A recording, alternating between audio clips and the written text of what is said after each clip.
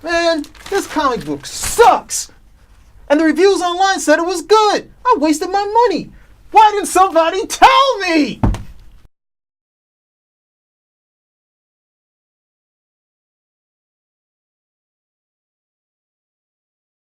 Hey everybody, this is Spinner Rack, and we're doing our comic reviews. This is our last one for today. We had to go, and this one, since the last one was a slam job for my man Cal here, this is going to be a slam job for my man Petey right here. Oh no! Yes! Hey, you guys are in for a treat because Petey doesn't do slam jobs, so I'm looking forward to seeing this. Way back, 91 going into 92, Spawn is rolling, Image Comics is selling like mad, and then something happens. The writing isn't there.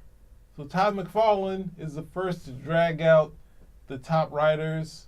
Dragged out Alan Moore, got Dave Sim for it, made it independent. I'm just only just doing it out of order. You said Alan Moore? Alan Moore did one of these. I think he did, issue 8 or something like that. Alan Moore did one. Dave Sim for the independent. Right.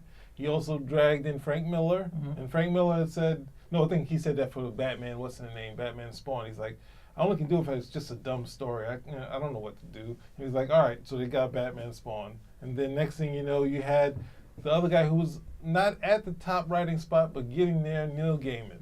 He came and he actually took it's a really simple story, Spawn 9, but he really took to it and wanted to add to it. So he added in a medieval Spawn, he added in Angela, who's an angel. In this story, we see medieval Spawn walking around, and next there's a damsel in distress, but this damsel actually is hinting in the scribes that are on the side of the page is hunting this Spawn, and what it means to this whole world between the angels and hell. So then that happens, we see what happens to medieval Spawn, which is not good, and we go into present day. And I don't remember it being this quick when I read it back when I first read it, but things happen real quick. We hear like she's got a hunting license, she's going after Spawn. Now we sort of know who Spawn is. He's been hanging around, he's with the homeless all the time. And Angela just comes out of nowhere, the attack. Spawn is like all in his dung in like a pool of his cape, and he drags her down into the pool of the cape, and it's dark, and it's kind of weird. I'm not sure if they're fighting or if it's like a sex scene. So something happens which we don't know what happened, because there's a grab, there's this, you see her face, and then it's over, and he somehow survived this Angela. But dialogue is interesting. For the time, it doesn't seem to be as much, but this comic was mined a lot. So what were you thinking going back to it before I really completely destroy this? I'm not going to destroy, I'm just going to bring up some other things about Todd McFarlane. But what were your thoughts of this issue so far? I've never been that big of a fan of this issue. I was more on board, as you know, since we discussed the book. We're talking about this book, we're not talking about that book. Save the slam for the book. No, I was more on board with, I thought a stronger story was Spawn 5. So that's what I pushed for. So going back and reading this again, it's entertaining, and I thought, Gaiman decided he wanted to expand a little bit more. Okay. I mean, we've seen this done before with like Iron Fist or the Black Panther, where this is not just this guy. This is this long line of these particular people. It's almost like a movie treatment to a certain extent, where you see, okay, this could have been expanded, and this could have been like the Spawn movie or along those lines. But it didn't really do that much for me then, and it doesn't do that much for me now. Okay. So this would lead into the Angel miniseries, which I liked a lot. I'm not to say it does, as far as art-wise, it's strong and it's a lot of fun stuff. It just sort of ends really quickly. But this led to a big fight between Neil Gaiman and Todd McFarlane, whereas the actual aspect of Image, which was bringing freedom and creator rights and treating creators with respect, at this point, it turned into sort of Animal Farm, where Todd really didn't do great bookkeeping. And he also had purchased, Miracle Man, which it's so marred and so much problems. He just bought he bought the rights to him, but Alan Moore had somehow given the rights to. The rights are so wacky. The rights in England are more the rights in England actually work better than the rights in here in U.S. because the artists keep the artwork. They get the right to, if you publish it again, they get more money every time it's published. So but they can't publish it themselves. So it's an agreement. So it's like, that's why Alan Davis and Alan Moore had to break up their working relationship. But Todd McFarlane bought it. At this point, the whole mask of Image got blown out the water because he wasn't paying any residuals to Neil Gaiman for all the stuff he created, and saying, not just saying this is his thing, but they were saying that they were treated so badly. They made T-shirts. Marvel did all this stuff, and you find out in the end that artists come to Spawn and they don't get anything back. They, Spawn, Todd McFarlane does Medieval Comics, Angela Comics, this, that, and the other, brings her back. No residuals go to. I mean, even Hellboy, even though the bookkeeping is, out of whack from time to time, they catch up and give Byrne a ton of money for scripting it. And they say, oh, we published it again. Todd McFarlane, who's it? Capullo said it. It's like, when he feels good, he gives you a lot of money. When he's feeling bad, he kind of doesn't give you. It's never a consistent. It depends on how Tom feels. Oh, so he was giving back. He was giving back what he learned in Marvel. This is how you drop their drawers in school. But that's the thing. Then I think I just read Marvel Comics Untold Story. Way we looked at Image is that they broke off and left. But why the Marvel people had so much problems is that, except for Todd did make a complete break.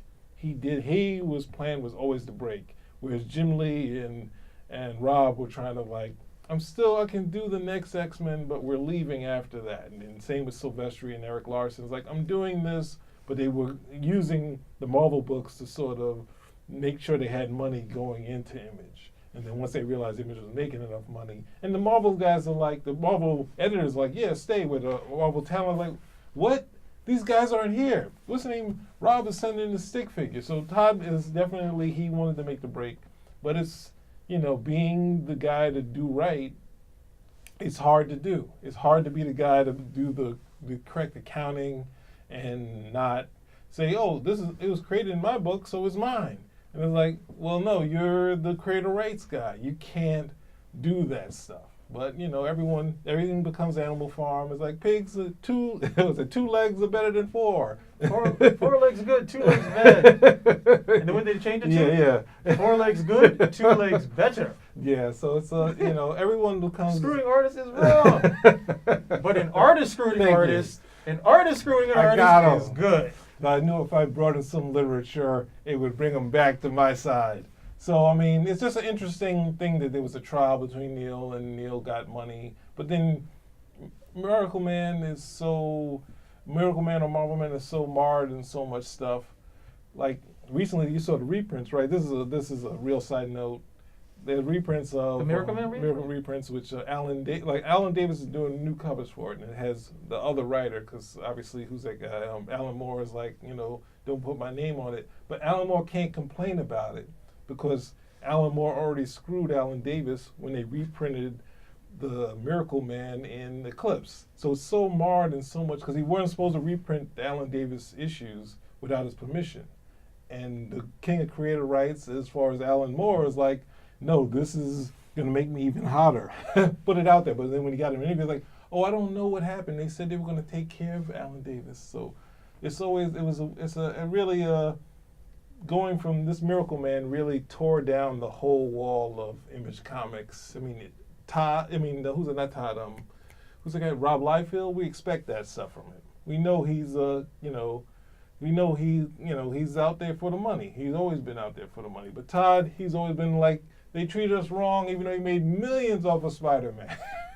They gave him a ton of money. And it wasn't like he was not, Kirby. Well, hey, we see there that Todd McFarlane, in that instance, was starting to understand the business. He was starting to understand the business. And of all the guys, even more so than Jim Lee, Todd McFarlane understood and still understands the business. Like, hey, this is all well and good, but then, hey, how can I give you so much credit? You got paid, and this was my vehicle and my format, and then anything that I do, I got to put out money to do this. for this character that's popular, but you did it on my stuff, Yeah. so I want to use the character, but I have to kick you back something. Yeah. And how does this go into my profit margin and this, that, and the other? So yeah, it's not as cut and dried as you thought it was, Yeah. Todd. Right? It's not as cut and dried as you thought. Well, that's the hard thing. We were talking about it earlier, and you had to say if I create Spawn, and you create medieval Spawn just on a whim, and then I draw and I come to the design, and you're like, I still get half, and you're like, wait a second, that's just sort of that's like a giveaway. That's like a comedian giving you a tag on a joke. Yeah. Like, no, this is a. But that's the hard thing of when it comes to this sort of stuff. Well, Gaiman's claim, in terms of Angela is different because that's a full creation on his part. He, complete story, totally fleshed out. It's something different when you have these guys come over here and they're like, hey, you come up with an idea and you've got everything. And this guy's like, well, I don't think he should be blonde. I think he should have dark hair. The character blows up. It's because of that, that dark hair change. You're like, what are you talking about? Yeah. That's a cosmetic change. And you're like, well, we never know. We never know what would have happened if that was the case. And that's why you get like with Prince in the time. Oh this my is the, gosh! With yeah. Prince in the time, Lord. Prince had it to the point that those guys had to sing the song exactly the way that he did it. Why? And you guys think, man, he's such a bully and such a dictator. Like, no, you don't want to hear it later on that these guys are going to go, oh, no, these are my contributions to the work because you wanted me to go, oh, and I decided to go, oh, yeah. And, that's what everybody loves. Like, no, we're not going to have that. This is what it's going to be at this point. And, it translates into the other stuff as well. But, hey, this was one of the bigger, I don't think there's that, with the exception of maybe Sam and Twitch, because definitely not medieval. Oh Spawn. yeah, they also got because that was a likeness thing, right? With the exception of Sam and Twitch, I think Angela's probably the most well-known character out of the Spawn, out of the Spawn books. Mm-hmm. I mean, the Spawn books are still going. Homage cover after homage cover. They just they can't stop. There's a resurgence in the Spawn books right now. Everybody wants the newsstand edition because I have no idea why people are going for these newsstands editions. But hey, I saw comics, so I'm guilty as charged. I had to get some too. But wait a second, what's the newsstand edition? There were two. It was like the direct edition, like if you went to the comic store, Uh-huh. and the newsstand edition is what you would have gotten on a newsstand. Like you went to buy, and the comic books had the comics at the newsstand. Yeah. So they would have the barcode on the newsstand edition, and the comic ones would have like a picture of Spider-Man. Yes. Or if it's an Image comic, no barcode whatsoever.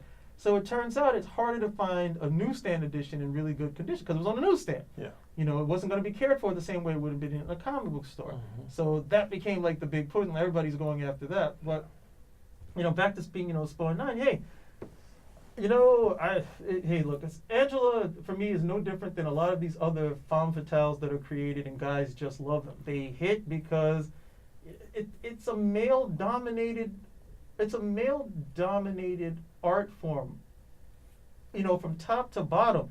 And you throw in some femininity, and it just, especially like, I think some of these guys have this dominatrix desire in their mind too, when it comes down to it. But the whole femme fatale thing, we've seen it with Elektra, we see it with Angela, you see it with even with Spider-Man with the black cat, So these type of characters always hit off because there's just such a large amount of testosterone that when you finally throw some femininity in there, it resonates very, very well. And especially if the character is written. And especially if the character is written in a manner that we can get into it very, very quickly. So, but it's not something I hadn't seen done before, and even now, it's not something I haven't seen done before. Well, I mean, I've joked about the slamming part, but it was also interesting that this period is where the writers started coming into Image, like they were hiring writers, but they weren't doing the same way Bendis is writing, or even Straczynski was writing Spider-Man, where they write in this sort of tomb, and they're like here, and then the artist turns in 22 pages and try to work it out. They were writing, hey, here's the plot, this is sort of what you're doing, but I'm going to add a little more interesting points to make it a little more heavy, and then they would add a lot of the stuff that they could sell. I mean, obviously, Image guys wanted like a lot of big panels and stuff like that, so they were doing stuff. They're writing in a way that the artist could still be Image artists, and then they would just write around it. And they're making a ton of money that way too, because it's just a cash grab. So it's interesting to see that effect, and then the writers slowly take back. Cause I think the comic artists were sort of because you already had, even though people always critical, they had Byrne or it's like Simonson, and the writer artists were sort of moving and getting ground. And Image should have been a point where the comic artists should have taken over, but like the people like Byrne and Perez and Walt Simon, they were pulp readers. They were like people who read. They were voracious readers, so they read a ton of stuff. So that's how they became monthly guys. Whereas Todd is more like a comic book guy. He wasn't someone who was like that type of reader the way those guys, even like Kirby, people like movies and that stuff, where they're taking in millions of stories and able to translate it. And it affects the storytelling. Yeah. I mean, it's a big difference when you've read, you've read the Iliad, you've read Animal Farm, you've read biographies, all of this type of stuff, and you've read comics, and you can make the transition. You can say, okay, this is how I could actually make this work in a comic, as opposed to you've read comics, and now you want to do comics. Mm-hmm. That is a much smaller pool to draw from. Yeah. That's where a lot of, quite honestly, that's where a lot of the Marvel comics are in trouble right now, because these guys just want to write, hey, I want to write my Hulk versus Submariner fight, or I want the Hulk to do this, and you run aground on it because there's no inspiration or nothing else. Like, hey, you know what? The Hulk actually reminds me of this other cat. Who's this? Oh yeah, this Dr. Jekyll guy. Maybe okay, I can try to work, or I can try to play around with those particular things in the comic book, because those tropes are still working and still functional there. But to bring it back to Spawn, number 9 again. Hey, always surprised that I'm always surprised when certain characters take off. Mm-hmm. Angela, I shouldn't be too surprised, well received, but okay, the character takes off, very popular, okay. But no different than say like with the Damian Wayne. What is he? He's a little punk, obnoxious guy. Oh my gosh. And for some reason, all these guys who hate kids in comics love him. Wait a second. You say I hate kids and I hate Damian. Do you really hate kids? No, I love kids. Yeah. Kids love me too, hopefully. Okay, we have a kid on the show from time to time, and I'll tell you, nothing bad ever happens. His parents are quite happy.